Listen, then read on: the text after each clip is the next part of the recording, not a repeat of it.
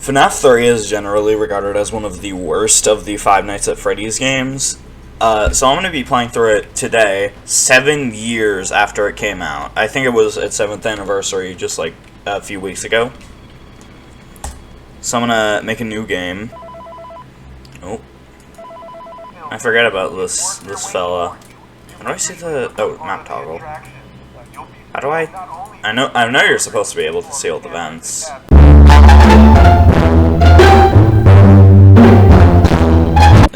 Oh, there's still a honk. I was getting worried that there wasn't gonna be one. Can you honk Bonnie? No. Sad.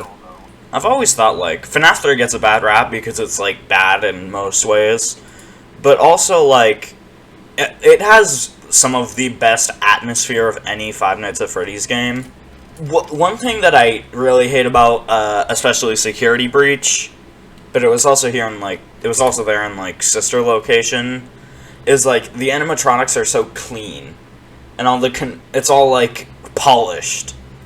But FNaF 3 is the least polished looking, despite it being graphically probably one of the better games in the franchise. It's also interesting that, like, it was one of the first games that had a really unique approach to the Five Nights at Freddy's format. Because the thing with FNaF 2 was there was, like, 10 animatronics. There was, I think, 12, if you count ones that weren't in Custom Night. But with FNaF 3, although there were the Phantoms, there was only one actual threat that you had to look out for. Oh, I forgot about these minigames.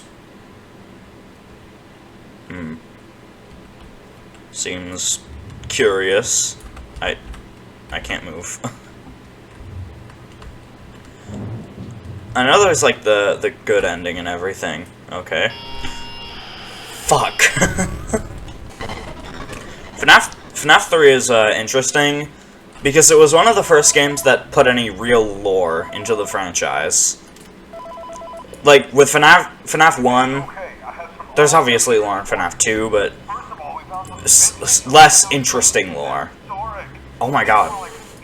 There he is. Oh, there he is. Hello? Hello, hello. Uh-oh. Where he at? Where's my guy?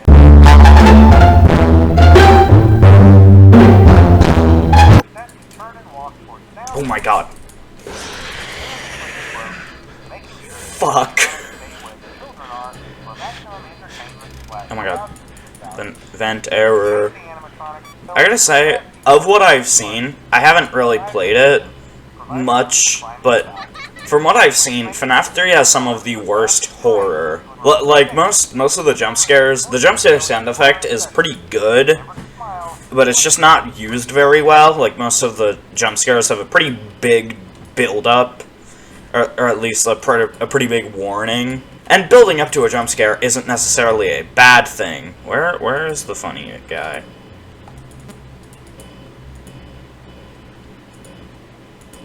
Oh, is he in here?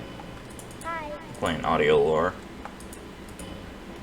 Audio error. Video error. And I don't know where he is. Oh, there he is. He's standing right in the hallway. Is he here? Yeah, he's here. Vent error. Alright, he should be here. Oh, he is. The second night does feel like, at least so far, the first night is kind of just to teach you, like, what's going on. Just, like, you can figure out how to seal vents and stuff, and, like, how to manage the errors. But, like, the first night gets a pass for being easy, but the second night I feel like it should be a little bit hard. Like, it should have a little bit of you should be able to fail on the second night. You basically have to be trying to fail or not have gotten the game mechanics in order to fail on the second night. I'll play it. Oh, he is here. That's a weird angle. Makes him look like a 4-year-old boy. Oh wow, he moved. Whatever shall I do? Yeah, it's just like Feels too easy here. I'm essentially just, like, waiting, playing audio when he moves, and then if there's an audio error, I reboot it. You see? He's back. Ventilation error. Reboot it, and we go back to the cams and lure him back.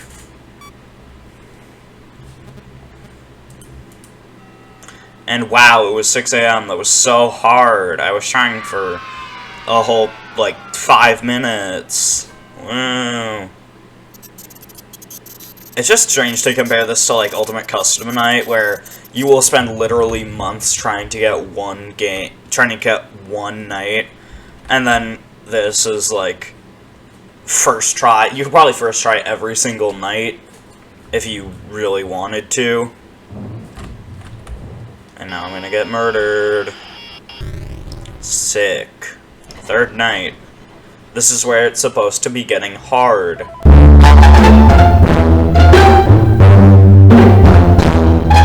Oh, so this is another one of the recovered recordings.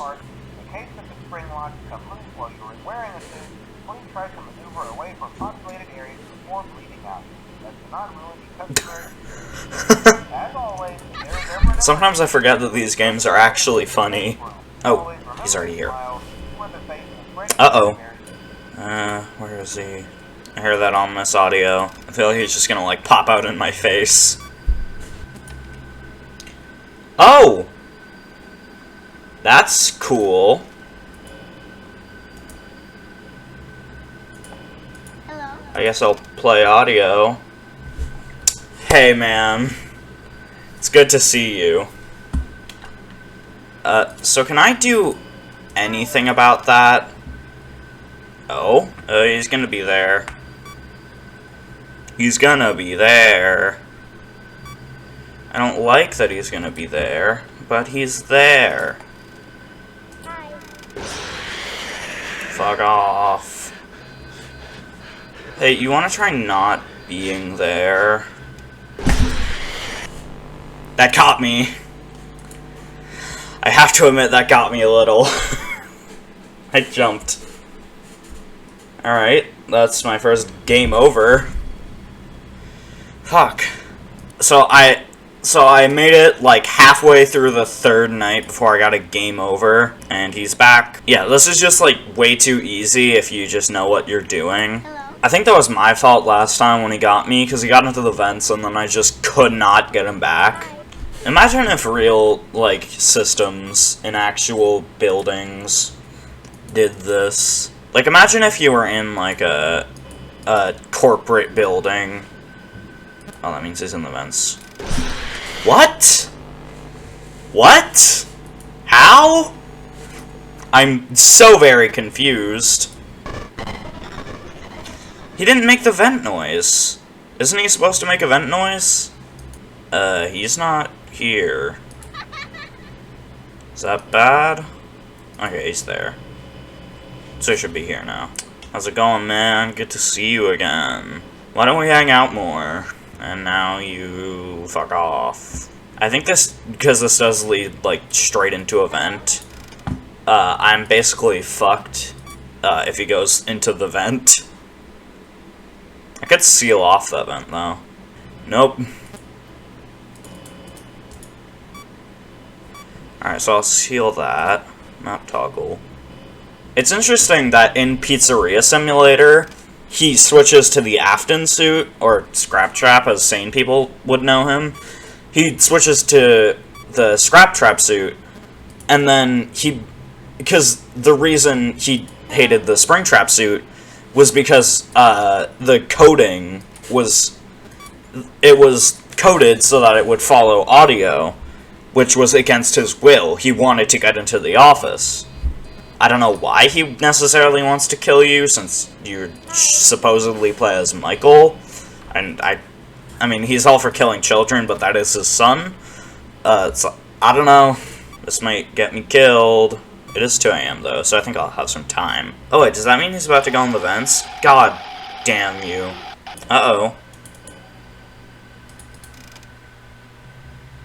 Okay, that's a phantom. Yeah. Now he is. Very funny.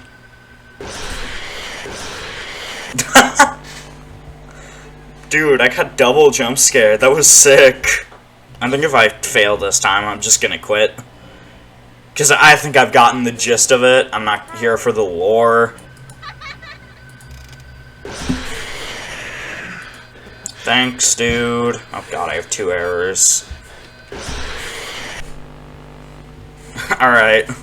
Okay, I think generally, looking at what I've played, this is not the worst game. I think in terms of at least the office part of Pizza Sim is probably less enjoyable than this. I definitely don't think FNaF 3 has good gameplay. Its contributions to the story are pretty impossible to forget about. They're one of the best. In my opinion, FNaF 3 is probably one of the best games for the story. It kind of gives more of a character to the purple guy, William Afton, the killer, Springtrap, Scraptrap, whatever you want to call him. Fucking Glitch Trap, I don't know. Burn Trap. He has like 400 different forms, and they need to just get rid of him. And it's terrible that he keeps coming back. And I know he always comes back, but he's got to run out of remnants someday. And I'm not going to keep talking about this because it's a tangent that I should probably make an entire video about. But basically, I think FNaF 3 has one of the best lore contributions of any FNaF game. And then probably like top 3 for worst gameplay. I definitely think it gets too much hate though. Like, I personally am not a huge fan of FNaF 2's gameplay, even though it's like seen as one of the best games, both because it starts to actually introduce us a little bit to the story, as well as being like really good supposedly for gameplay. I think overall FNaF 3 would probably be like 4 if I had to rank all the FNaF games. Certainly not the best, but certainly not the worst.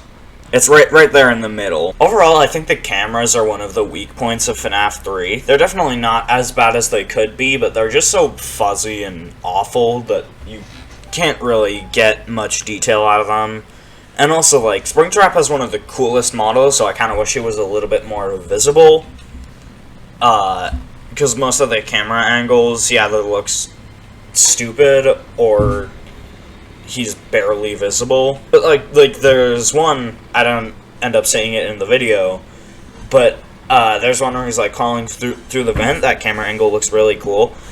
I personally think Springtrap is one of the coolest designs in all of Five Nights at Freddy's. Also a really cool concept for a character that they then beat to death. I think the gameplay in FNaF 3 is also, like, either unnecessarily hard or unnecessarily easy.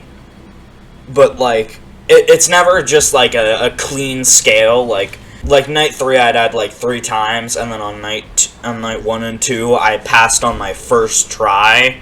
Like, that's not very even progression. Like, if I'm gonna die, maybe I'd die once on night 3, and then, like 2 or 3 times on night 4, and then I'd actually have to go into game mode for night 5 and 6. Springtrap as a character just got, like, done to death. Like, the idea of dying and coming back was reused, and, like, it was reused, in Sister Location with Michael Afton.